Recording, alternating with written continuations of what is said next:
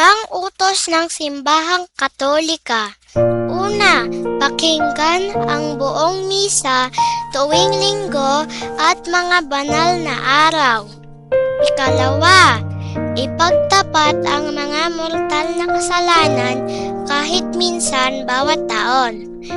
At nasa panganib ng kamatayan at kung ang isa ay kailangan tumanggap ng komunyon. Ikatlo, makipagkomunika man lang para sa Pasko ng pagkabuhay. Ikaapat, mag-ayuno at umiwas sa pagkain ng karne kapag iniutos ng simbahan. Ikalima, tulungan ang simbahan sa mga pangangailangan nito.